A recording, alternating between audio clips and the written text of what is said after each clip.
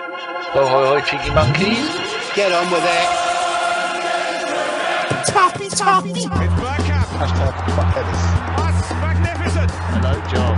Up and out. Well done. Bye-bye.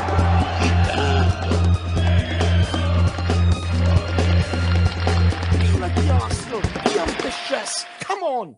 Hello, dear listener and viewer, and welcome to a Bergkamp Wonderland. We are an Arsenal podcast, and tonight you're in for a treat. We have three wonderful guests. First of all, it's Sophie. Hello, Sophie. Hello, mate. How are you? I'm fat, I'm bald, and I'm mainly on the ground. That's a football chart, isn't it? As per usual. Rocking it as per usual. We've had a lovely chat about MLS, haven't we, that no one gives a damn about. No one gives a shit about it. Amazing. Tell me about your podcast. You can listen to us on Highbury Squad. Our main power is on Twitter, less so on YouTube. We're old farts that that are embracing new technology. But no, you can join Kevin Campbell, Amanda, and myself on Highbury Squad. You can find us on iTunes, SoundCloud, Acast, the usual bullshit social platforms. So yeah, that's us. Yes, and it's all top quality and it's really good information. It's just good. It's good to hear friends having a chat, which is very much what ABW is about. And I'm friends with all of you lot as well, which is why I got you all on here. Secondly, we have Lana. Lana, you don't have your own podcast, but you can pretend you have a podcast if you want and just make something up. How are you? I'm fine, thank you. All things considering the technology. How are you? Yeah, I'm good, thanks. So if you had to do a podcast, what would you do a podcast about? I think that's pretty obvious, isn't it? I wouldn't invite Chris on because he wouldn't stop talking, that's for sure. But it would be about French football, that's for sure. Or you could do one about your beloved Juventus, and then you could get Jason on. You could just have 90 minutes of a grown man crying. He's still crying over Ramsey? Apparently, yes, I told him to come over, but he won't listen. He's not allowed out the country. Not since the last incident. It was awful. We can ask you about Ramsey and how he's been getting on at Juventus later on. Finally, but not last, it's Harry from the Chronicles of a Gooner. How you doing, Harry? Good, thank you. Pleasure to be on. Thank you for having me. Good. And, looking forward to having a chat. Thanks for not asking me how I am. I've done it twice. I usually don't reply the second time, but as it was Lana, I had to. Tell people about your wonderful podcast, just like the Sophie's one. He said Amanda's one there. Yeah, so I do the Chronicles of a Gooner podcast where we talk all things Arsenal. Basically, we get guests on from time to time. We do a fans phone in and various other bits and pieces. So yeah, check it out. It's very good, and we will put all of the links to everyone's podcast and Lana's made up podcast. We're going to put that in the links in where is it? It's not in the comments below, is it? It's in the blurb below, and we put it on Facebook and all those other places. So go and subscribe and follow these wonderful people on the Twitters. I shall get your Twitter information and put it on there as well. Right, first thing we're going to do is talk about the... we could skip this if you wanted, just not bother. Talk about the Sheffield United game. We'll start off with some calm talk from Sophie, hopefully, because I think Harry isn't a happy man. Well, here's the issue you have on your show tonight. You've got two Greeks... Okay, and anything can happen when there's one Greek in a room, let alone two Greeks in a room. And usually that's superseded with a lot of passion and all of that jazz. But no, it was a debacle of the highest order. And I tried to be a calm person and a rational person. And I gave Emery a shot, in his first season, because I think everyone in a new job, just like me, just like anyone who takes on a new job, they deserve a 90-day period in an office job to show what you can do.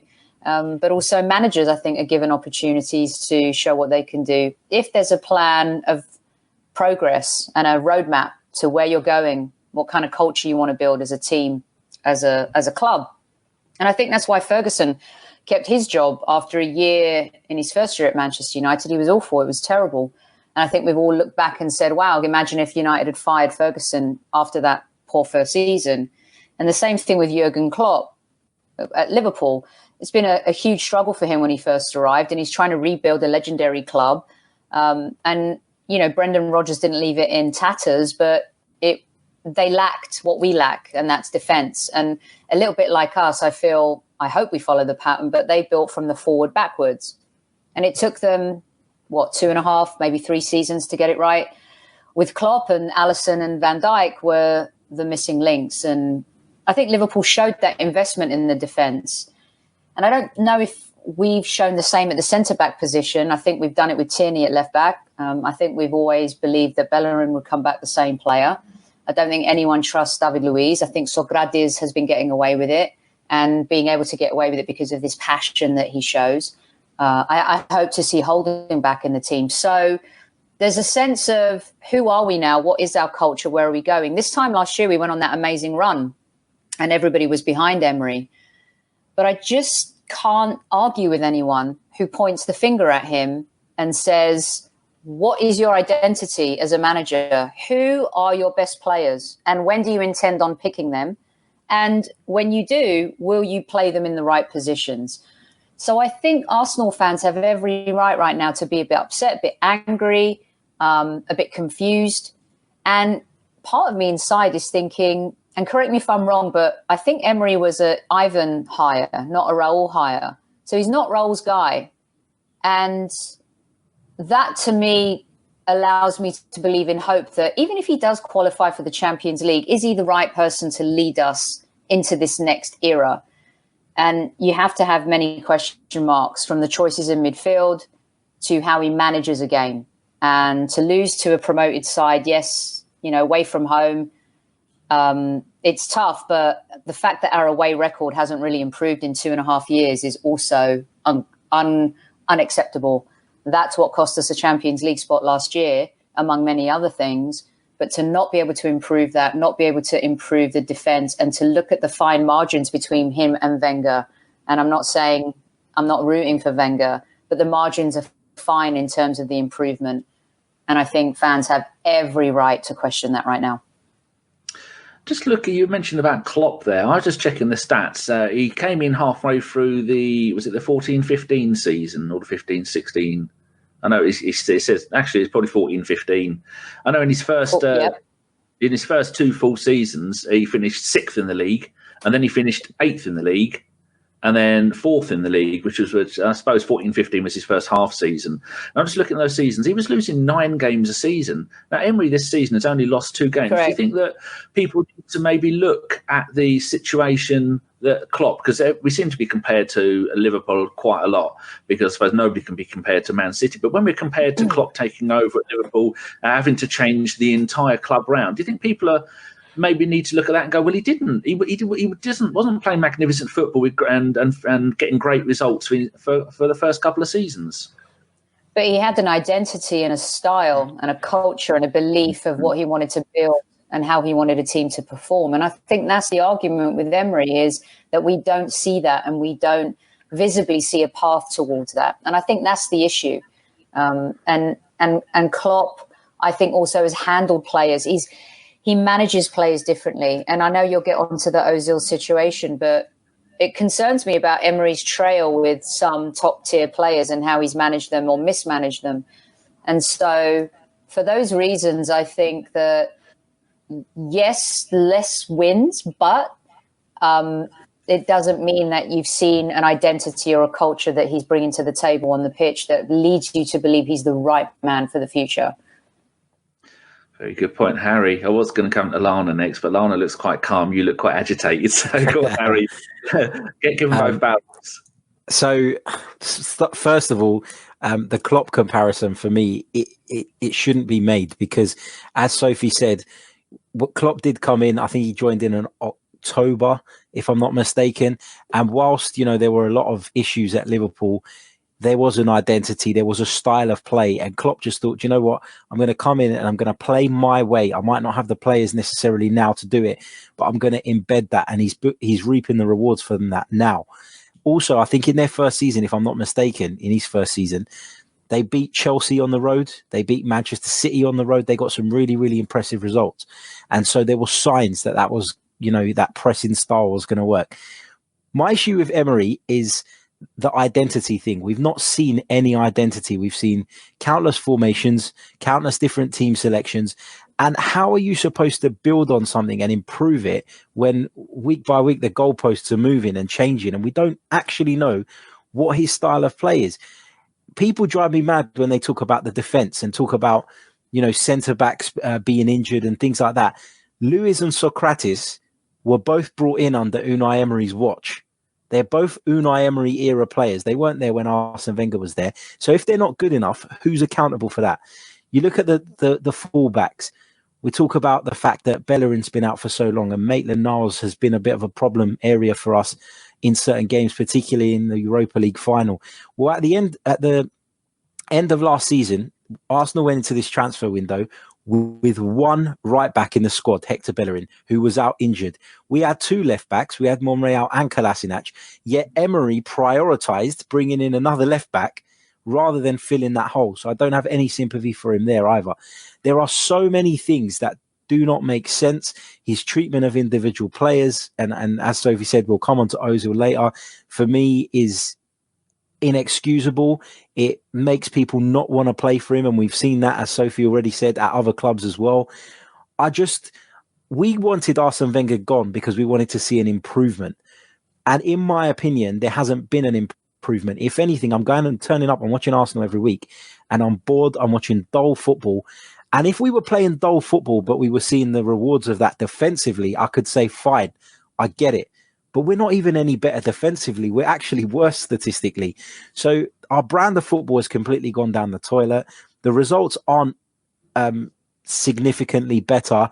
And for me, he's a manager that I just haven't warmed to. And I think I took a shitload of abuse midway through last season when I kept saying, where is that identity? Where is that philosophy? Where are we headed? And now people have caught up to it because, and I get it, people wanted to give him the time, wanted to give him a chance. But, for me, these issues were evident very early on, and people you shouldn't overlook them just because you want to give him a chance. At the end of the day, we're Arsenal fans, not Unai Emery fans. And I don't have any affiliation or connection to Unai Emery. I couldn't care less if he got sacked tomorrow because all I care about is Arsenal Football Club. And for me, he's not the right man to lead us. Very true. Just looking at the stats from he did take over in October 2015, like you say. That from when he took over to the end of that season, he lost 12 games.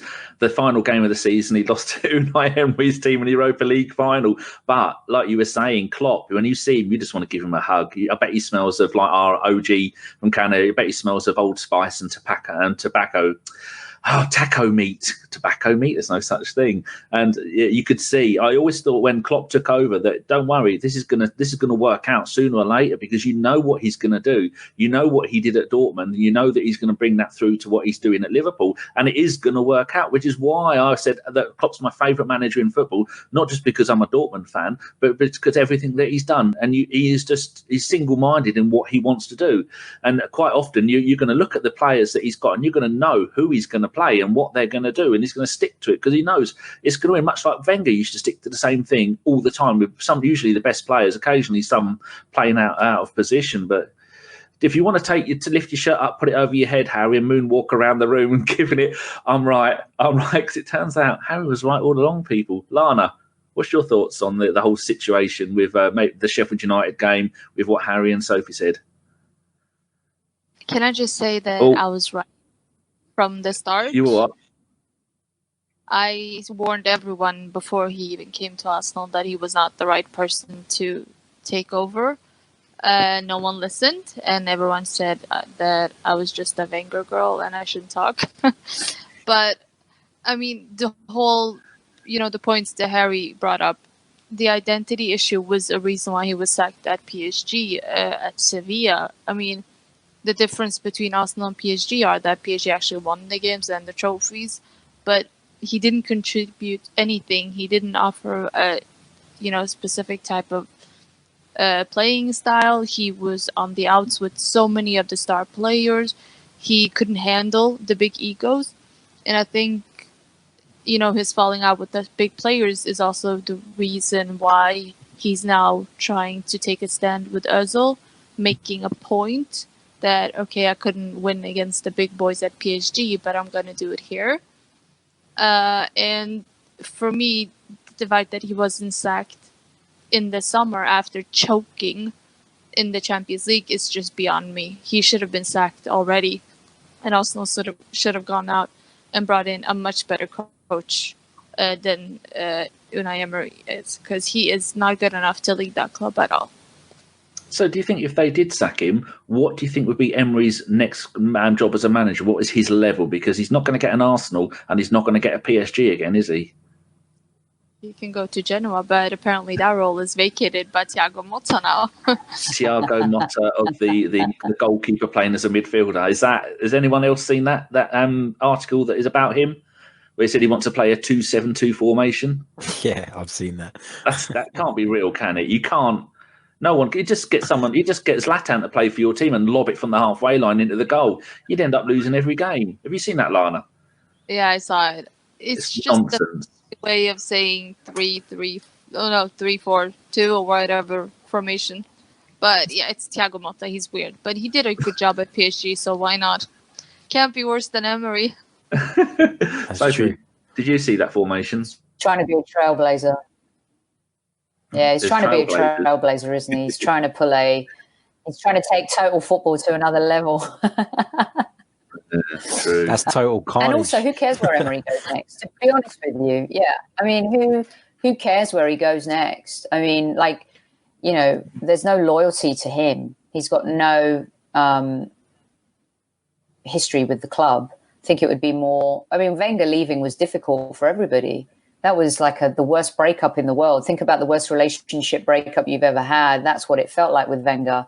You felt like you were cheating on him by just wanting him to leave. And yet, what did he do that was so wrong? He did quite a few things in the relationship that were wrong towards the end. And I always felt those 3 FA Cups masked a lot of pain that we were experiencing in Champions and Premier League. But in terms of Unai and where he goes next, I don't think many Arsenal fans will care about that. The thing is with Unai is that I actually think that at a smaller club where the mentality is not necessarily the same and there's not so much pressure to A, win, and B, to play a certain way, I think he can do all right. I think at Sevilla, his league finishes at Sevilla were poor. People forget that. But I think he is pragmatic and he can work at certain clubs, but I just think that a club like Arsenal is too big for him. PSG, the expectation there was too big for him as well, and he simply couldn't cope with it. And the fact that we went and got him, you can't be a bad manager though, right? If you win, you can't be a bad manager if you win 3 Europas on the trot, and still in France, he still had to win. I mean, you still have to win at the end of the day, and yes, you have star players, but you still have to achieve it and do it. So I don't think we should be too disrespectful of his achievements. I think he's been lucky in some places, yes, but you don't win those trophies back to back to back. As we've seen, it's not easy to win Europa League. So I think you have to credit him for what he's done with what he's had. In my opinion, I just don't think it's easy to win in football. And he's won quite a bit. You're muted, Lana. I'm saying the achievements at PSG aren't his. It's Laurent Blanc's. No, but but he brought it over the line. Laurent Blanc didn't. It's like saying, I built a car. I think I'd have won the league with Lewis PSG. Hamilton drives the car. Lewis Hamilton's the one that drives the car and wins the race. To win 3 Europa Leagues in a row is quite an achievement. I'll give him that. I mean, sure, and he still had to manage the egos, even though it ended badly at PSG. He still had to win those trophies. Not the first season he didn't. Monaco did. No, but you still have you go. Yes, Monaco did, but he won eventually, and that's a fact. That he still had to go into training every day, train players, prepare for games, and get results, and he did that. You have to look at the bigger picture. That league that season was in shambles. Monaco lost all their players. Lyon had a really bad coach, Marseille as well. I mean, it was expected. We could say the same year. We could say the same thing when Leicester won. It was a shambles that year, but we didn't capitalise on it, and we're the Arsenal. And Leicester won. With this software, as it's still in beta phase, you probably noticed this, Harry, that you will overlap. These people aren't talking, Sophie and Lana aren't talking over each other, but you need to wait a slight, because there's a slight delay with Sophie's. There's always one, we found this, even with just all Arsenal in the UK, there's always a slight delay with one of them. So yeah, that's why there's a slight overlap when you two are speaking. I think Harry made a good point that when he won all that stuff with Sevilla, when he won the Europa League, you go and have a look at Wikipedia and you go and have a look that when they got to the latter half of the season, their league season fell apart because he only had the squad to do one thing. And also I agree, Harry, the point that you were making with there's lesser expectations. Also, if he's going to go and manage a club like Sevilla again, he's not going to have star players. He's not going to have an Aubameyang, a Lacazette or an Ozil playing there, is he? No, absolutely. And someone it was a comment made in jest the other day, but it made me laugh, where they said the difference between Unai Emery managing Arsenal and managing Real Vallecano is Pierre-Emerick Aubameyang at the moment, because he is literally dragging us through game by game. It's just, for me, like Sophie said, he's not a bad manager. I'm not saying like he's not a good manager. He's okay, but he's not an Arsenal manager, in my opinion. And maybe I'm biased when I say that because I'm an Arsenal fan and I love the club and I know what the club means to so many people, but he just doesn't have that X factor for me. You know, he doesn't have that charisma. I've really struggled to deal with his press conferences, his interviews, and I know that English isn't his first language, and I'm not for a second slating him for that, because it is very hard to like, if you told me to go and do a job in Spain, you know, it would take me 10 years before I could string a sentence together. So I've got sympathy for him there, but I just think get an interpreter.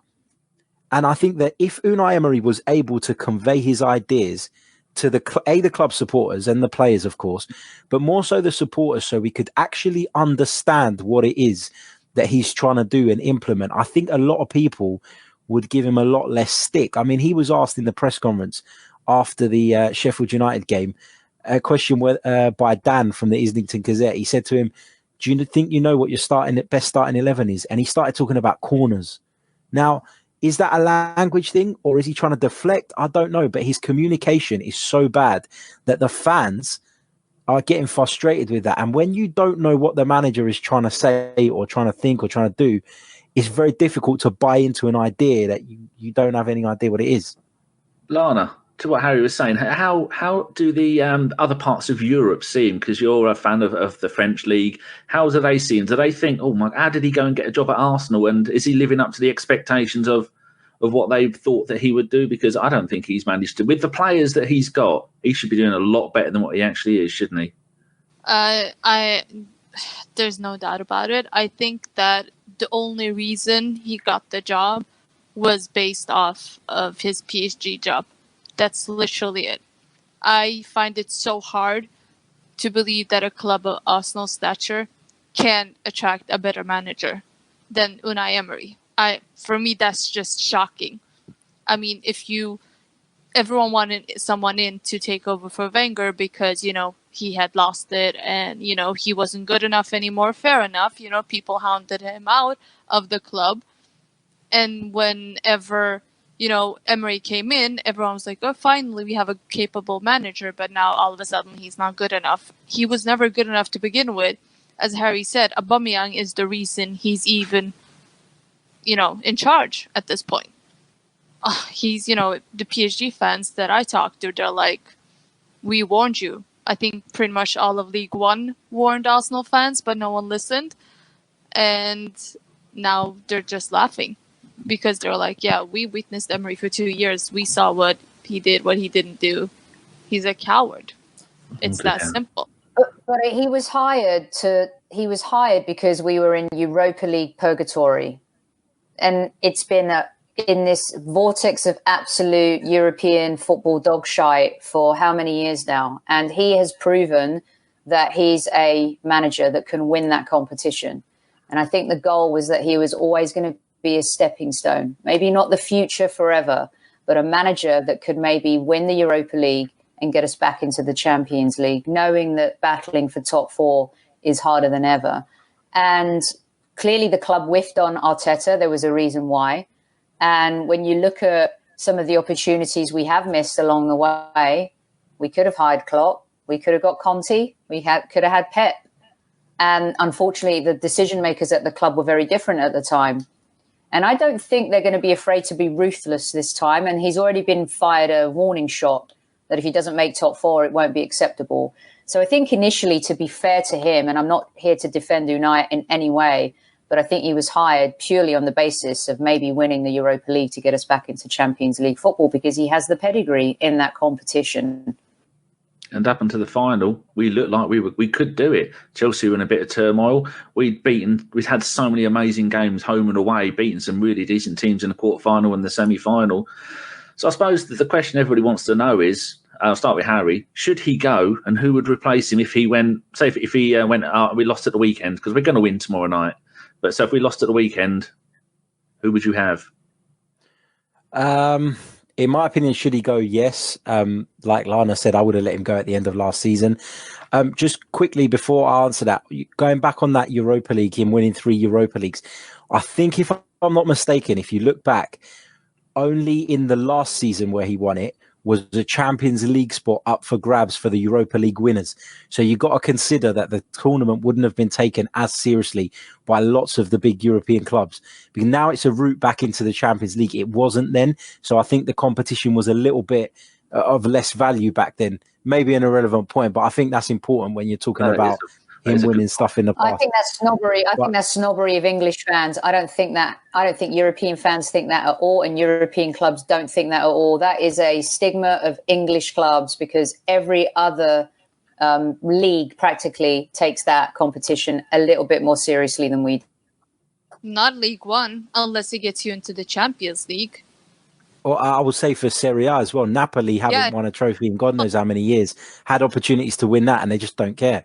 They didn't, because they focused on the league, and in the end, it wouldn't benefit them until the last when Sevilla won the last trophy, and it was open that you could get a Champions League spot. Otherwise, I don't think you can dismiss him winning 3 Europa Leagues on the trot, regardless of whether or not there's a Champions League spot on the line. I think you guys are being a little bit unfair, because you still have to win that competition. You've got to go to the shittiest places sometimes on the universe. Travel is insanely difficult. You play on dog pitches. It's not easy to win. And a lot of teams in Europe do take the competition seriously, especially the teams that he managed. And you can't fault him for what he's achieved. You really can't. I mean, that's I'm not dismissing it completely. I just think it's worth noting, because Arsenal have been getting to the semi-finals of this competition, at least, by playing our reserves pretty much all the way through. So it isn't anywhere near the standard of the Champions League. I think that's kind of the point. You know, it is a league below the Champions League. There's no question about that. But sorry, going back to Danny's question. Going back to Danny's question, I would let him go. I would have moved him on at the end of last season. At this moment in time, I think it's very difficult to get a top manager mid-season. I would certainly start working on getting someone in, but I'd be happy for Freddie Ljungberg to take the reins at the moment. I've had the pleasure of speaking to Freddie Ljungberg last season. I got to interview him, and you can tell he's someone that really knows his stuff, A, and B, you can see there's a respect for him from the players. I was at a couple of under-23 games, and those games are a bit different because there isn't much of a crowd. You can hear pretty much every word that's exchanged between the coach and the players, especially if you're sitting near the dugout, and you could see the respect and love that those young players have for Freddie Ljungberg. So if we are looking to go down this route of bringing in, the Willocks, the Maitland-Niles, the Xhakas, those kind of players, and hoping that they're the future of the club, I think there's not a better person at the moment than Freddie Ljungberg to nurture those players. Of course, his managerial credentials will be in question because we haven't seen him have a proper job yet. When I say proper job, I mean, at the elite level. But I'd give it to him temporarily and just, we're not going to get anywhere under this manager. So if it means writing off the season just to get him out and start laying the foundations for the next person, then I'm okay with that. Yeah, and he hasn't done himself any non-favours with that yellow card because our Fuzz fans. But go on, Freddie, you get some. Lana, do you think he should go at the weekend? If he lost at the weekend, do you think you should go? And who do you think realistically we can get in? I think it would be stupid to let him go now. I mean, if you were going to let him go, do it in the summer. It would just cause instability for the club and more chaos than evidently it already is, in my opinion. I've said it pretty much from the start. I was surprised that they never went for someone like Jardim. If you ignore the fact that Monaco is not doing so well. Well, they're doing well now, actually. But he would have been a perfect fit for the club because he's the type of manager that would fit in really well with the squad that Arsenal has. I mean, I think he would do really good work with Ozil, especially. And Jardim is a manager that would fit Ozil more than someone like Emery perhaps would. And I think that you would get a defined, style of play. You would get beautiful football, attacking, free flow, much like Wenger ball. And I think the fans would have enjoyed it. I'm not sure they want him now, but I personally don't see who would fit in at the club. I don't think someone like Allegri or Conte would, because Arsenal's not that kind of club that would be, suited for them, in my opinion. You're going to say something, Harry? Yeah, I was just going to say, when people talk about like stability in the middle of a season and stuff, and I think stability, it's important to a degree, but I think if you look at the most successful clubs in world football, there is no stability. And that's why they're at the levels they are, because people are under pressure all of the time. Since Roman Abramovich came to Chelsea, they've won 5 Premier League titles, 5 FA Cups, a Champions League and 2 Europa Leagues. And they've been sacking managers left, right and centre because when it doesn't work, they don't dwell on it. They move people on quickly and they plan for the next stage. And I know they've had more money to spend, etc., etc. But I just think that the stability thing, I'm not so bothered about that. We had 22 years of stability and it ended in ruins. So now let's act like a big club and make the changes that need to be made ASAP rather than wasting time. That's just my view on it. Sophie, do you think that, I was going to mention this point earlier, do you think that that Emery is a little bit of a Spanish Bruce Rioch or a Spanish David Moyes, and it was never really going to be easy for the poor bloke? As well as, would you what's get really rid of him if you interesting? lost Palace? Yeah. What's really interesting about Emery was when we went on our 22 unbeaten run last season, no one had any question marks. People had question marks towards the end because of some of the performances, for sure. But everyone had this hope and this sense of change that was coming. Managing in the Premier League is not easy. We see managers go very quickly. And Arsenal have not been a sacking club. I mean, they couldn't they couldn't cut the umbilical Wenger cord for years. And we've suffered because of that. It's destabilized us more so keeping a manager than getting rid of him. It has affected our winning culture. It's affected our identity as a football team.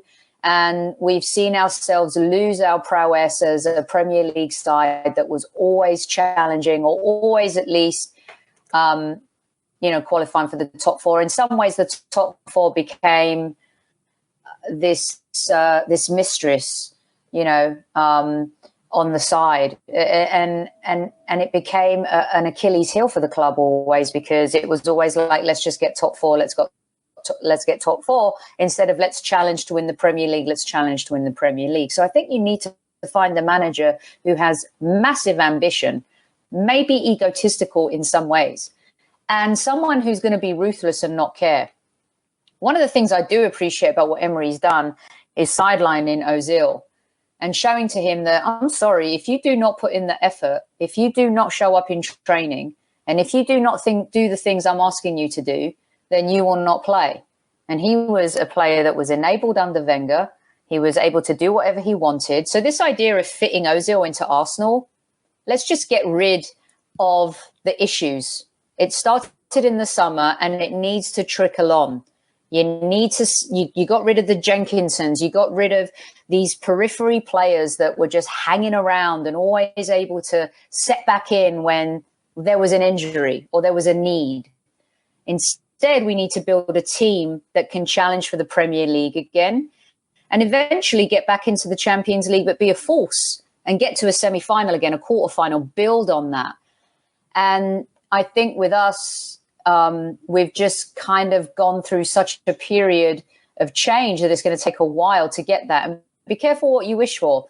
We're kind of seeing a little bit of what's happening at our club that happened at Man United.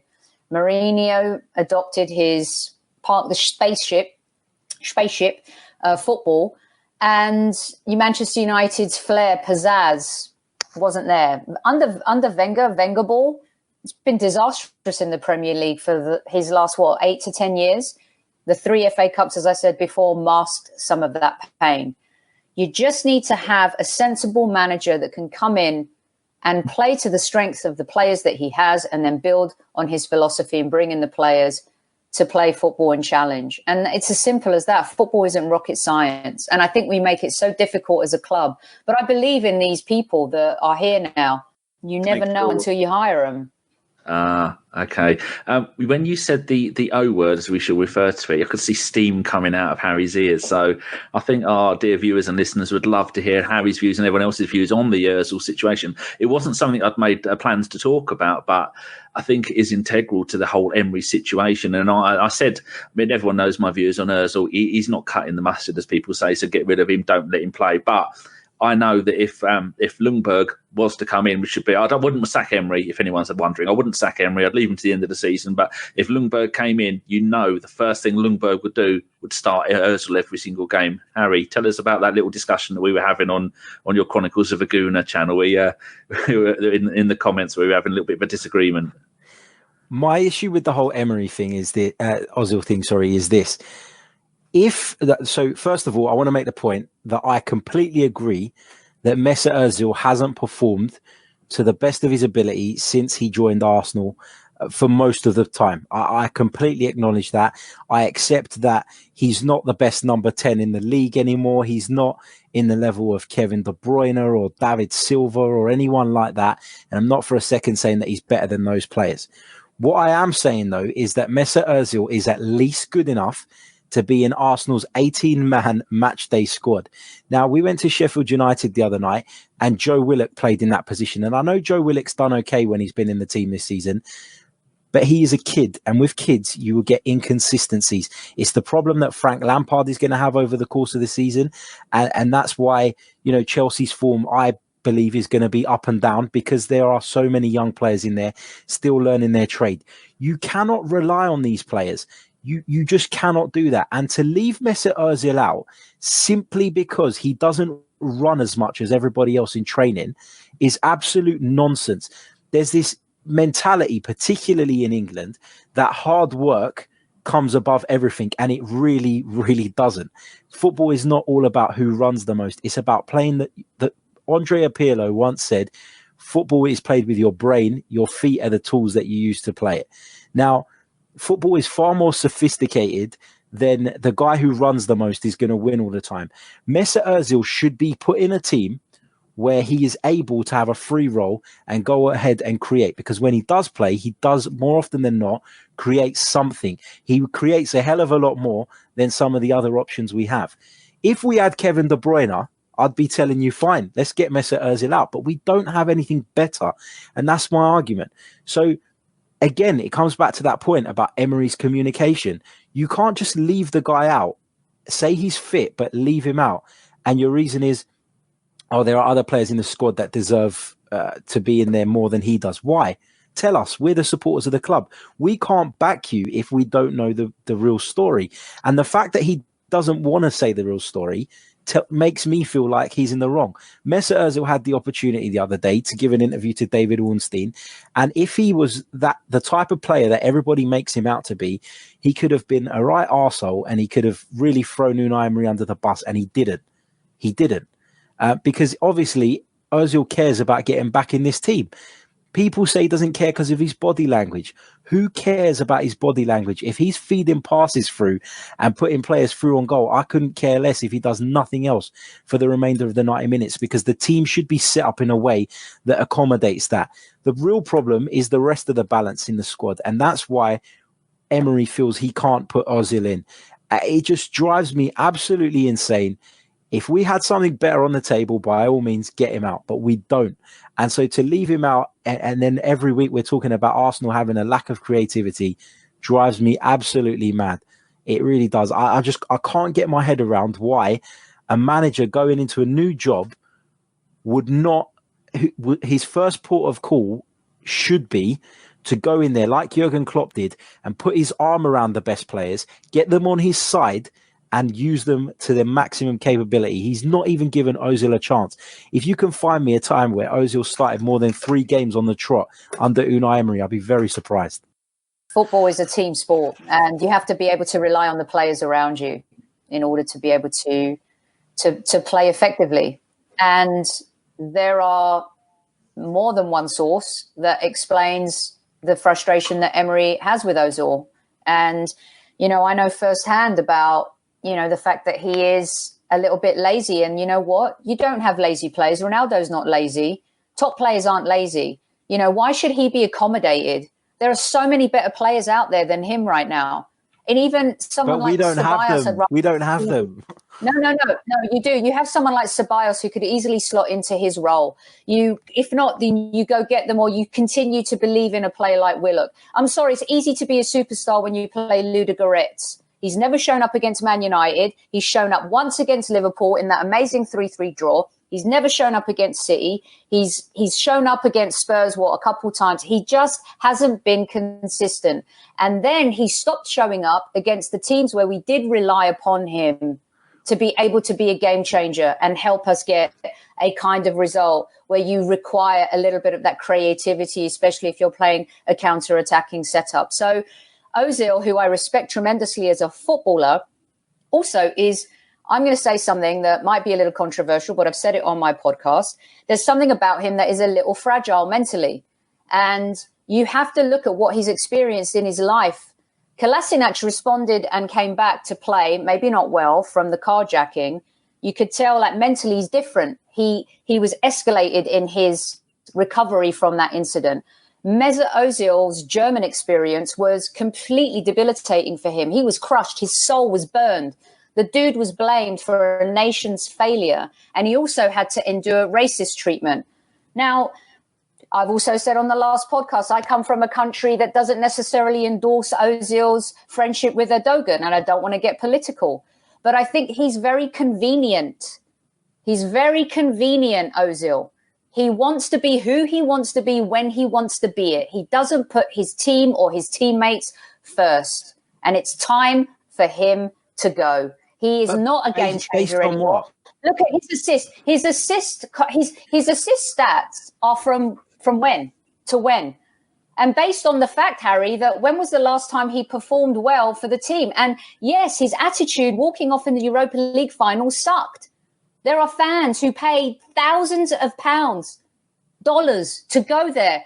Friends of mine here, all corners of the earth, traveled 2 days.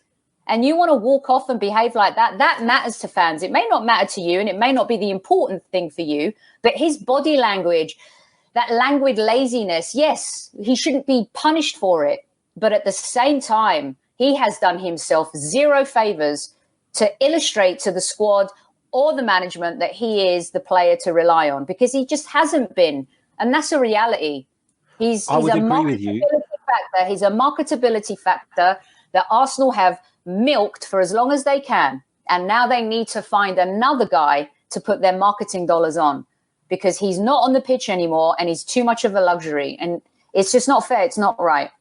I would agree with most of what you just said if you were consistent about it and said the same things about other players who consistently fail to perform, yet Unai Emery selects them every single week. No, but there are so many players in that squad. So how can I take Unai? How can I believe that Unai Emery? That wasn't the question, though. The question was about Ozil, not other players. So you can't say I'm not being fair. The question, ask me about other players. The question is, the point is, I guess I'm trying to say, is that you can't, on the one hand, defend Unai Emery's treatment of Mesut Özil, yet excuse him for selecting some of the other muppets that he puts in the team every week. One of them who he's made our club captain, by the way. The guy's an absolute shambles. And to say that Ozil's not a team player, I guarantee you, if you sat down with Pierre-Emerick Aubameyang and said to him, who would you rather was behind you, mate, feeding your passes? Granit Xhaka, Matteo Guendouzi, or Mesut Özil? They'd all pick Mesut Özil. His popularity amongst the team is not an issue. His popularity with Emery is a problem. Within that group of players, he's very loved. And you can see that from their social media stuff. He's not a divisive figure in the dressing room. The manager has singled him out. No, I of course. The same with Pogba and Mourinho. And we all know who won that battle. Player versus manager power. You know, there's a click. There's a little bit of a click with Ozil, Kolasinac, Mustafi. Yeah, of course, Aubameyang scoring without Ozil. I mean, to say what you just said isn't accurate because Oba has been sensational since he's been at the club. And most of his goals that he scored last season were without the help of Mesut Özil. And Oba and Laka that's to are the his ones credit. we should It's be not a building bad the team reflection around. of Ozil. We should be forgetting about the Ozil conversation. It's done. That's why we paid what we paid for him. That's his job. He's supposed to score goals. Lana, what's your thoughts on Ozil without going political? Because we all know all the shitty stuff that's going on there. It's hard not to go political because Oxford made Ozil the poster boy of the club. Everything he does on and off the pitch affects the club. So the fact that he's seen with a dictator, I'm sorry to everyone, but the fact that he's seen with a dictator, how does that reflect on the club who has poured millions, pays him 360,000 a week to perform, to, assist Aubameyang, when the fact is that it's Lacazette who's assisting Aubameyang and not Ozil. And Lacazette is not a playmaker. I mean, I said it from the start. You should have gotten rid of Ozil this summer. But the fact is no club is willing or is dumb enough to pay that amount of money for him because he's not good enough to make that kind of money. The fact is that Inter wanted him, but only if Arsenal were willing to pay his wages. Says a lot. And I know that Inter are broke and whatever, but still, no club wants him, and that speaks volume. Because if he is as good as everyone claims he is, then why isn't everyone knocking on the door and telling Arsenal, come and, sell him? He's not good enough. It's that simple. And, we bash Emery a lot and say he's not good enough, but I actually admire him for standing his ground on this issue, because if you're not good enough in training, then you have no issue. You have no business being in the squad. It's that simple. He's not the best number 10, and he hasn't been for ages. Why should he be in the squad if there's players who perform better in training and, show more passion, better attitude? Because that, that matters. It might not matter to, you or me, whoever, but it matters to the fans that pay a lot to come and see him. And the fact that he has such a shitty attitude when he walks off the pitch, it's like, I don't care. Well, fine. Then you can go enjoy the bench or, sit and do whatever you want. For me, who's a Juventus fan, to see someone behave like that, it's just no player at my club would ever be allowed to do that. And if they were, they would be shipped off. It's that simple. And I think that Arsenal have been coddling Ozil for too long. And it's come to a point where it's becoming a laughing stock. And Arsenal should just sell him at this point. Or, cut their losses. I don't care if money on it, just get rid of him and use that wage on someone who's going to perform.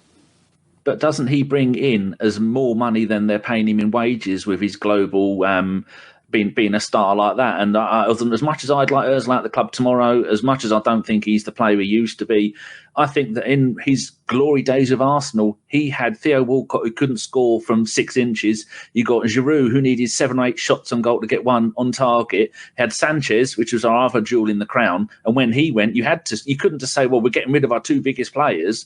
And then I think that if back then Ozil was looking pretty damn good with Giroud, Walcott, Sanchez, if you imagine Ozil pulling the strings behind Aubameyang, Lacazette and Pepe, this would be the ideal time. And I don't like Ozil, but I'm saying, like, I kind of agree with Harry a little bit that maybe he should be given the chance to feed those 3. Never has Ozil at Arsenal had more creative players in front of him, players who are going to score on their first shot than he has now. That's why I'd like to see him given a chance. But what do I know?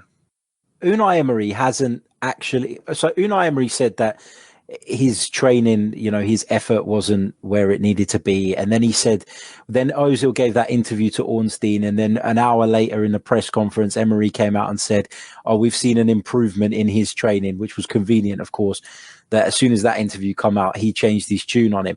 Now, this is nothing to do with Mesut Özil. The reason he doesn't get selected is because Emery doesn't want to play with a number 10. So why doesn't Unai Emery just come out and say, he doesn't fit into my team tactically. Instead of making up all this nonsense and letting the press run with all these different stories, it all comes back to that point I made earlier. If Unai Emery communicates clearly and properly, fans will back him.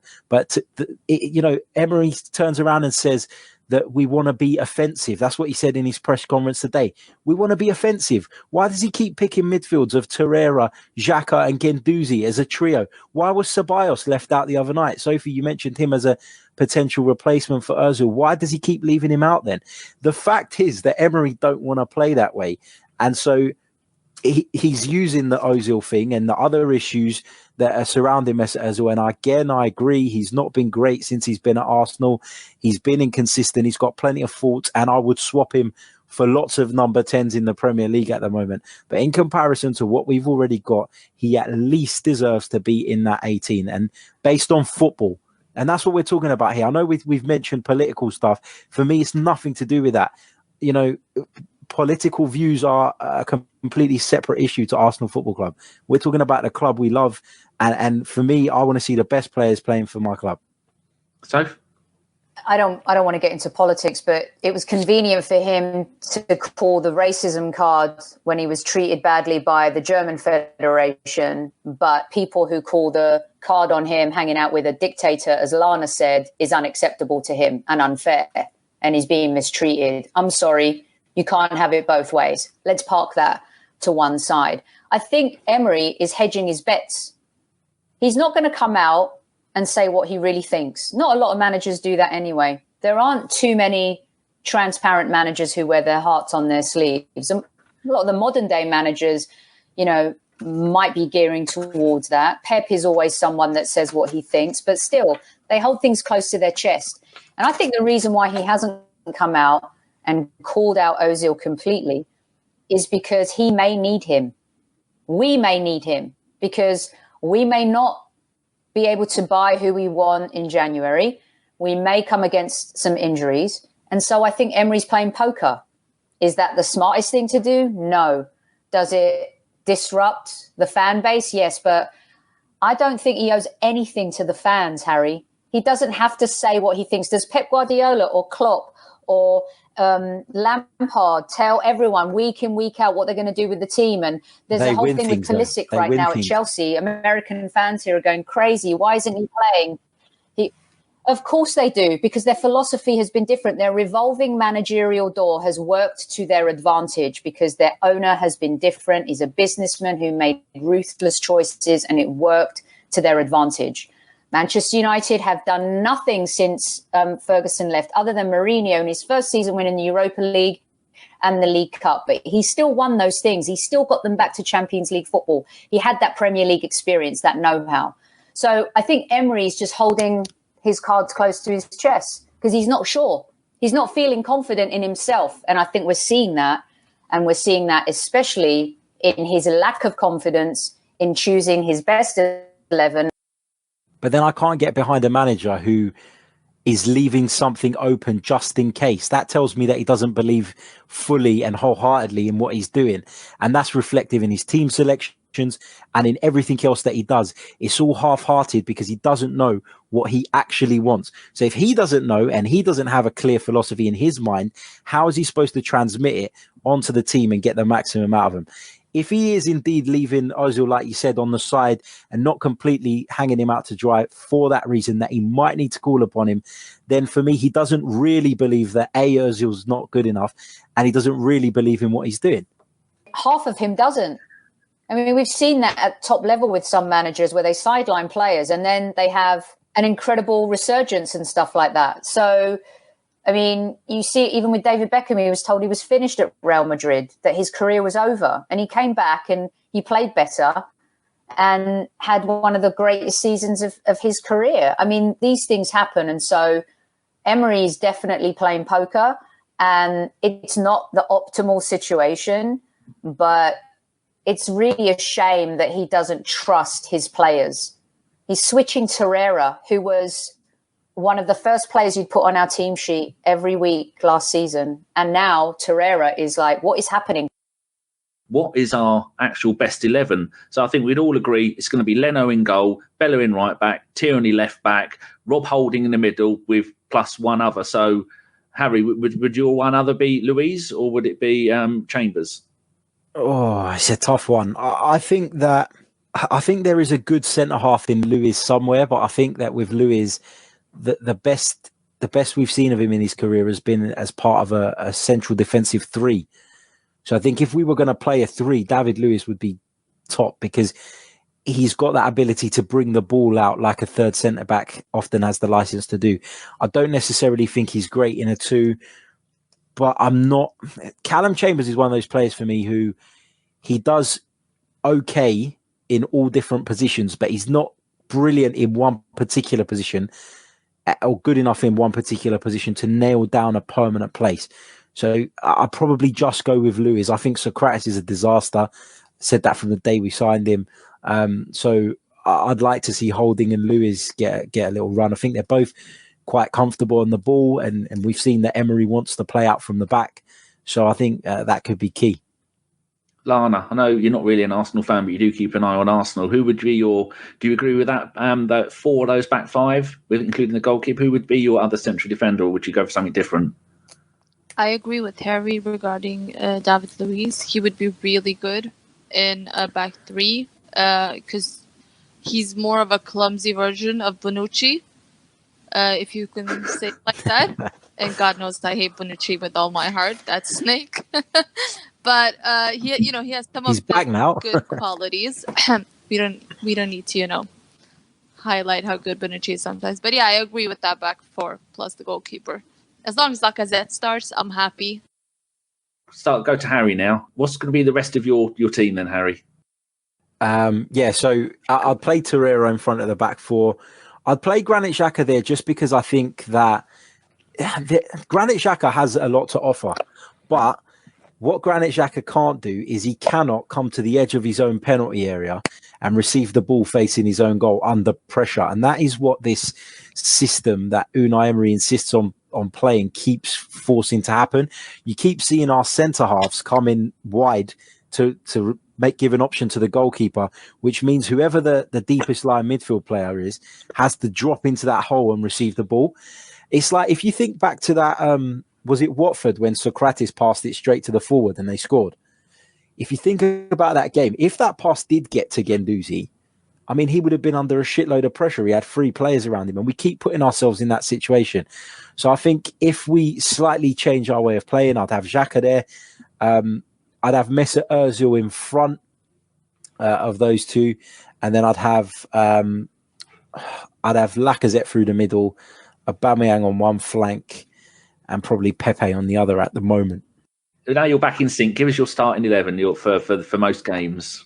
After bitching about him so much, I cannot believe Harry picked Xhaka in his starting 11. I mean, that's unbelievable. Who else are you going to pick, though, I suppose? Well, who else do you pick? I mean, my back four is pretty solid. And Leno in goal, Bellerin, Holding, Louise and Tierney. I really do think Socrates needs to be benched. I think he's been very poor, and it pains me to say that as a fellow. You and Harry agree. That's a shock. Yeah, but I think Torreira needs to be played in his natural position. I think we saw the best of him. You know, when you think back at that 4-2 win against Tottenham and the legendary status that he had, that cult status he created with that one moment with that goal, it seems to me unfair mostly on Torreira that he's been played out of position. And again, I think that's where questions should be asked. I think Guendouzi is one of our best players right now. He has hits and misses, but in terms of energy, in terms of immersing himself in a game and being unafraid to take chances and make mistakes, but he makes up for them in so many ways as well. And it seems like as the game goes on in the last 20 minutes, Guendouzi has more energy than anybody and helps drive that forward line a little bit more as well. But I think the midfield is our biggest pickle because you're always going to pick Pepe, Oba and Laka. Although I will say something controversial right now too, Harry, seeing as you picked Xhaka. I would drop Pepe right now. Don't think he deserves to be in the starting lineup. I think he's shown moments of absolute brilliance and technical ability that is the main reason why we bought him. I don't know what's happened to. He was always a player that was able to play with both of his feet in Liga. I think the pace of the game in the Premier League has been a real shock to his football culture. And I would maybe give, Pepe the chance to come off the bench and be a super sub, get a goal, do something, make a change, score, come on when maybe we need something, because right now it's just not happening. And part of that is because of the way Emery sets up the team. He doesn't have that creative player to feed him the ball. He has to go search for the ball in so many different ways throughout the 90 minutes of a game, and that's not fair on him either. But Guendouzi immerses himself in the game. Xhaka immerses himself in the game. He finds a way to be involved in the game. And I think Pepe doesn't do that. And so for those reasons, I would maybe bench him. But the midfield, for me, Guendouzi and Torreira are in there. Whoever that third player is up for grabs. I think it's a new buy. I wouldn't spend millions on Ceballos right now. Would you? Would you guys buy Ceballos? On what? Based on what? For Spain, he's been playing out on the left, and Spain have been doing brilliant, and he's been doing brilliant. Spain is set up in.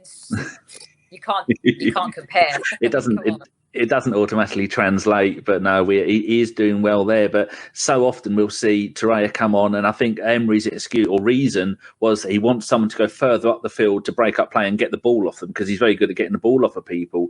And Ceballos, he's had 2 brilliant games for us. He's had a couple of bad games, and the rest of them have been.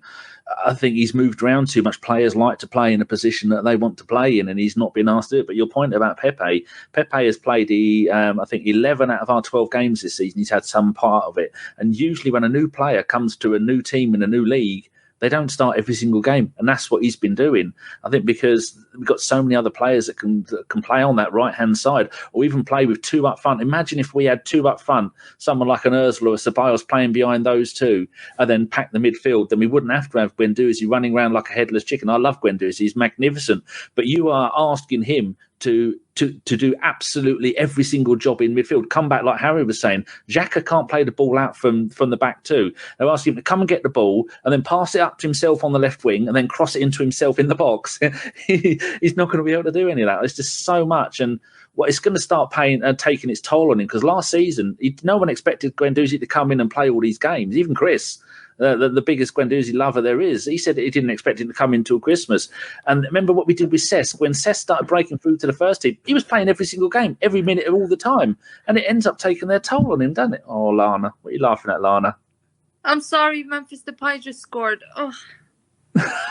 If I make faces, it's not because of you guys, but Memphis Depay missed 2 clear-cut chances. So I screamed internally, but now he scored. I hate him so much because he's so effing useless at times. I'm sorry.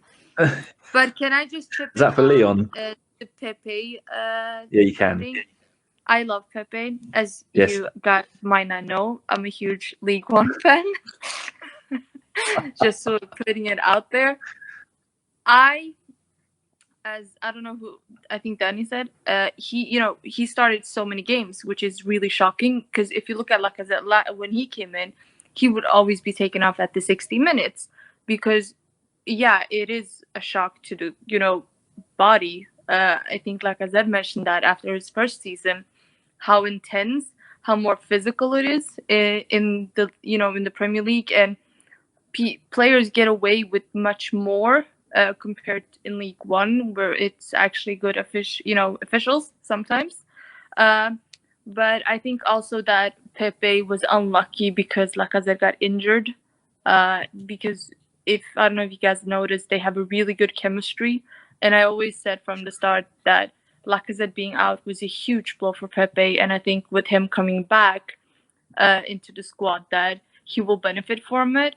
And, playing Lacazette behind Pepe and Aubameyang wouldn't be such a bad idea either, because as Lacazette can create chances, he can drop deep, get the ball in midfield, and he can defend, he can do pretty much everything, and it wouldn't be such a bad idea to play him behind those 2 because he's so good at it. Mostly because when Fekir got injured, he had to just change his whole type of how he plays, become more versatile. So play Lacazette as a 10 wouldn't be such a bad idea if, he's not going to play Ozil and you need that creativity because Lacazette can offer it. So what would be I know you're not an Arsenal fan, but it's always good to get a third-party opinion on their team. I know you do keep an eye on them. What would be do you think would be our best starting 11? You agree with the back five? Yeah. Midfield, I like Xhaka. I think he gets a lot of stick, but I think as much as it has to do with his mistake, it also has to do a lot with the system. And I think just overall, when you're so low on confidence, it just gets to you, and I think it affects the whole team. But unfortunately, he gets a lot of the stick because he's such an easy target. But I like Xhaka a lot. I would have started him. Not sure who I would have started else. Well, Torreira, Guendouzi, and have the front three with Lacazette behind those two. If you have to play Aubameyang, through the middle or more centrally, I suppose. Isn't it amazing that 9 of our starting 11 are so obvious of who we should pick and what position they should pick in? But yeah, we've spent 20 minutes talking about it. I did have a whole list of other things that we were going to talk about, but I think the things that Arsenal fans want to listen to at the moment is talk about the Sheffield United game, Ozil, Emery, and lineups. I think we've covered most of it there. Right, I'm going to move on to listeners' questions now. The first one is going to go to you, Sophie, from Alonso Spencer in the good old US of A. He says, at what point does Emery take a chance to play Bellerin, Chambers, Holding, Tierney at the back? And why doesn't he fix the problems that he caught that cause his team to lose or draw? Basically, why doesn't he take risks as far as changing lineups? He's not a risk taker. He's a safe player.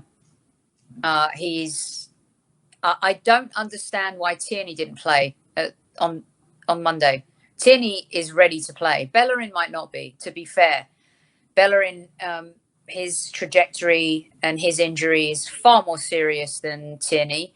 And I am very happy to see that we're managing Bellerin in the right way and we're not rushing him back. I think a couple more cup games, the Europa League game tomorrow, I think will help him. But we should be starting Holding. I had the wonderful opportunity of talking to Arsene Wenger about Rob Holding. I think it was 3 years ago now. Yeah, I saw it on your YouTube. Yeah. I watched it last night. There was something about Holding I saw on that pre-season tour, you guys. And I was like, who is this kid? And why is he yelling at everyone? Like senior players, like proper in training, acting like they were playing in an FA Cup final or in a game to qualify for top 4. I was so impressed with Holding and his passion, but also his assertiveness and his clinical behavior on the pitch and how he was dictating lines and also not being afraid to point the finger at players that were far more senior than him. And I think he's somebody who is captain material because I've seen that behavior in him firsthand. So for me, I just don't understand why we can't see that part yet. I'd drop Sokratis, I'd play Holding, I'd give Luiz another chance just because of what he's won and his mentality, and he's been there so much more than Sokratis. I'm sure Sokratis has won in a kebab shop every now and again. Tierney, for me, is a really exciting crosser of the ball, which is something we're lacking right now. Kolasinac's delivery has been so poor. It's been bad. He needs to be starting before him. So in a nutshell, I don't know why. He should. And absolutely yes, if any of that makes sense. On last night's Same Old Arsenal podcast, Harry said that the reason why Kolasinac played is because he hadn't done anything wrong to be dropped. So why has Ashley Maitland-Niles been dropped, Harry? That's not. Harry just contradicted himself again because earlier in the podcast he's like, "How can you say Ozil?" And No. Crap players like Xhaka, and then no. Xhaka in his team. That's not what I said. That's not what I said last night. I said that Emery suggested before Emery the game. Yeah, Emery said it. Yeah, not me. I don't think that Kolasinac deserves to start. Maybe I didn't mumble out that Harry said that Emery said. Sorry about that. I've caused grief accidentally. There's more people. Chinese whispers. Okay, right. Next question is going to go to Harry. It's going to be from Josh Robinson. He says 2 points. 1, Guendouzi needs to be dropped. He does nothing that is productive. A glorified El Neni who just passes sideways. And then number 2, Kolasinac is missing Iwobi. I've hardly seen him make any overlapping runs like he used to. We have no threat down the left, no partnership. Do you agree, Harry? Starting with the Kolasinac point, I think that where Kolasinac and Iwobi work well together is because Iwobi was always so keen to drift inside, because obviously he was a right-footed player playing on the left. His natural instinct would be to receive the ball and drive infield, which then creates a channel for the left back and more space for the left back to get forward. So I don't necessarily think that Arsenal miss Alex Iwobi, but I take that point that Iwobi's movement would create more space for someone like Kolasinac or anyone playing in that left wing back sort of role. So I guess that's the point he's trying to make. In terms of Guendouzi, there's no question that the guy's got lots and lots of talent, lots of passion, lots of fight. He really cares. There are still some immaturities in his game, though, which is understandable given he's not that experienced and he's still relatively young. So I'm not having a go at him, but just some of the things that I see are that I think at times, and this probably sounds silly, but he over presses in the sense that he gets sucked into situations that he probably shouldn't do in wider areas of the pitch. And if he just was a little bit more disciplined at times and sat alongside the other holding midfield player, Arsenal would be a lot more of a stronger defensive unit within the width of their penalty area, which I think Lana will tell you, Juventus, when they lose the ball, the first thing they do is tuck in to within the width of their penalty area and they defend their box. That's how you defend properly. I don't know if she's pulling a face at me or something's happened. But yeah, so I do think there are some immaturities. That's all right. So there are some immaturities there. The other thing that annoys me that Guendouzi does quite often is when he does get fouled and the play goes on, he tends to roll around a little bit, make a meal out of it. And I just think, like, just get on up and get on with it. He seems at times too concerned by the gamesmanship side of football rather than getting on with the game. And again, he'll learn from that and he'll grow and he'll get better, I'm sure. And it's not a criticism. I really like Matteo Guendouzi, but there are still some things that he needs to work on, just like any player. Talking of ex-Arsenal players, Alex Oxlade-Chamberlain scored a couple of goals for Liverpool tonight. Actually, he scored 2 at 3-0. Hasn't shown me the third goal scorer yet. Yeah, I agree with you there, Harry. Sadio Mane. Ah, okay, good. Right, Lana, question for you. There's 2 questions for you. One's a little bit cheeky because it's about someone we all know and love. El Comandante says, hey all, are the club lining up AFC Freddie A as manager? Not sure if we'd be able to afford his wages and lure him away from the Barbican Pirates, though. So are we going to get him as manager, Lana? You know, if he is put in charge of Arsenal, he's just going to fill it with every single French player. There'd be no players left in League On. There's plenty left. Haven't you seen the Lyon Academy? No, he'll take them all. There'll be none left. He'll drive a hard bargain with Aulas, that's for sure. He will do. Right, a proper question from our Ginger Joss with the translucent legs. He says, can you see any reason for the different mentalities, play styles between the league and the Europa League? Because of the level, I would assume, because of the level is lower in the Europa League than in the Premier League. I mean, I think that's pretty obvious. Not to bash Emery, but it's more of a smaller club competition. I'm trying to, use words that won't offend Arsenal fans or Arsenal because they're in the competition. But hey, Juve was in it as well, so I'm offending myself in the process. But it's more of a small club tournament more rather than the big clubs like Bayern Munich, Real Madrid, Manchester United, Juventus, compared to half of the clubs that are in the competition now, and I don't even know half of them. They're from places I've never heard of. I swear some of them are made up. They're not real places. Yeah, I'm pretty sure. Like, I had to Google 2 of the clubs because I was like, there's no way in hell that this is a club. Like, this is made up stuff. Chris probably put it in just to mess with my head. But I think it's because, we talk outside Premier League, a lot of fans always complain how, everyone says that the Premier League is the best in the world, but it's not because La Liga is. But the competition and the level of intensity is still so much higher.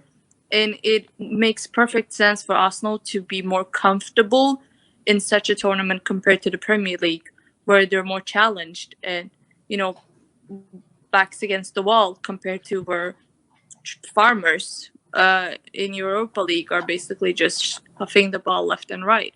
So it's a good competition for youth players, coming through, some of the young players. It would be, it makes sense for Ozil to play in it. I don't know why he doesn't, because it's, it's his level now, basically. It's so funny, isn't it? It's so funny how, Tottenham win 5-0 against their opponents yesterday, who, let's face it, there are a lot of teams in Champions League football has been diluted a little bit. There's some dross in those groups. Arsenal beat Standard Liège 4-0, smashed them at home, and we're in the shit tournament, the shit league, which, of course, we all know Europa League is not Champions League. But Champions League only gets relevant and exciting into the latter stages of the group stages and then the last 16. It has become a tournament of a little bit of dross, even at this stage. You get some great matchups, but it's so funny how the perspective of Arsenal now, the dartboard that we've become, the narrative that is built around our club, we're damned if we do, we're damned if we don't. And then you kind of see the shiny new toy across the street and the blue side in North London, who have been absolutely diabolical. Their away record is as bad as ours has been. They've scraped themselves back into the Champions League because we and a weak Man United allowed that to happen. And this is who we've become as a club. People like you pointing the finger at us. Okay. I'm not pointing, by the way. I hope that's I didn't mean Arsenal. No, it's a figure of speech. It's a figure of speech. You did say Juventus were there as well. Your comments are valid. Yeah. But this is who we've become. This is what's happened to us. But we found our level. Some point, you have to have the balls. Just Arsenal. I would say it's, the Uniteds, the Chelsea, they've all been there. Now the task is to climb out of that dark hole and get back into, creme de la creme. And you should have done that last season. But we should have. United could be more forgiven, though. Manchester United have way overachieved. They can be forgiven. Yeah. Their fall has been so much greater because they were the team. They're the most bankable team in England for the last 22 years. So their fall from grace, they've hit it hard. I mean, it's bad. If you're a United fan, not getting better anytime soon.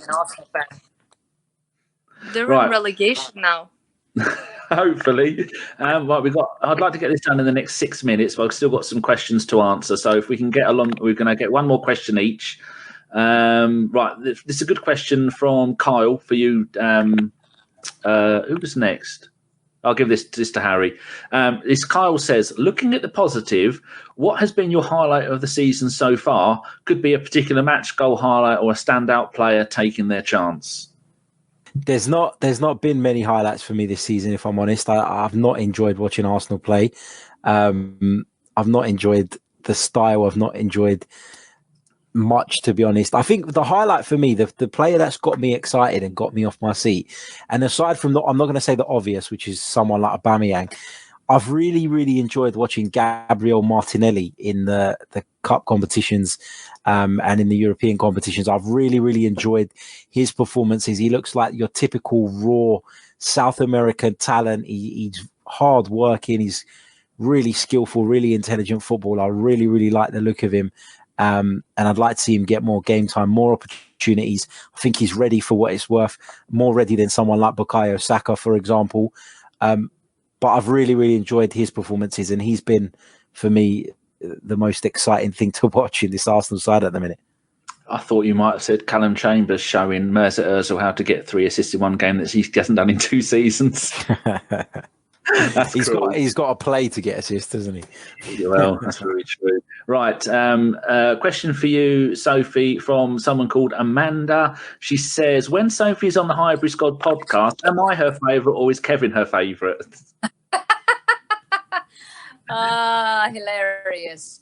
Well, as much as I love Amanda, I mean, you know, Super Kevin Campbell. If there was a burning building, I'd try and save them both at the same time. How about that? Very political answer. Right, final question's going to go to Lana. John Gunner. If we don't make Champions League football next season, do you think Arsenal can keep Aubameyang and Lacazette? And more importantly, would they want to leave? That's a really good question. Don't try and get it done in less than a minute. I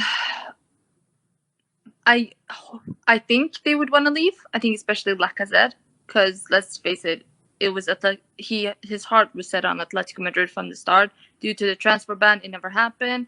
But I think Aubameyang will stay regardless. Now that he's got that new deal. Yeah, I have a feeling he'll want to retire. I'm not sure if Lacazette renewed his contract or not. But judging by, it will all come down to how they decide to, you know, strengthen their squad, who the next manager is. If, you know, he doesn't get, I think he should go regardless. There's a lot of factors playing in, so it's difficult to, you know, just give a straight answer because you have to look at it from all perspectives. I'm talking really fast now because you gave me a deadline, so.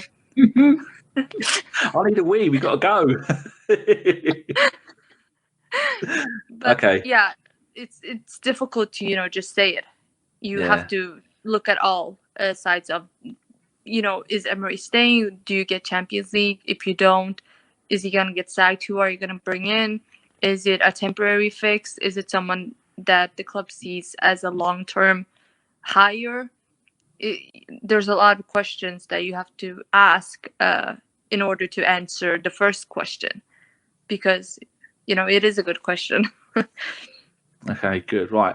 I'm going to go and do the 5 form. I'll quickly get that done. And while I'm doing that, you lot can go and pick your, for the first time in quite a while, the ladies' nod and the gentleman's nod. So you go and find out who you want to pick, and I'll quickly read out the 5 forum, and then we can all go for a wee. Right. This week's 5 forum question is named after our mate Andrew Fife, who come up with, we should ask the listeners a question every week and see what their answers are. So we've called it #5 forum. The question is, I made this up. I'm running out of ideas for this. Would Wenger be doing a better job with this squad than Emery is? Femstuff, friend of the pod and Semi on here every now and then, says, nope, no chance. I love the man, but we can't forget how bad things were in the end. I think the fact that he has taken a job taken a job since says a lot of what Asda thought. I should proofread these, shouldn't I? He was tired and needed to take time out, but Emery is not the one.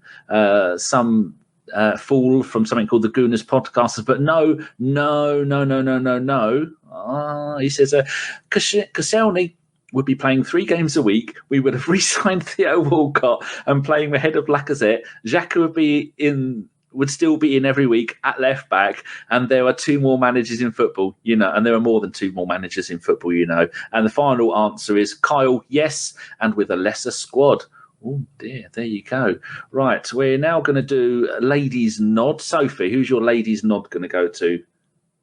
Okay, a ladies' nod will go out to all the ladies who love football, because hearing female voices always encourages me, and I love it. And so shout out to all the women who talk football and love it. So there you go. Jolly good. Lana, have you got one?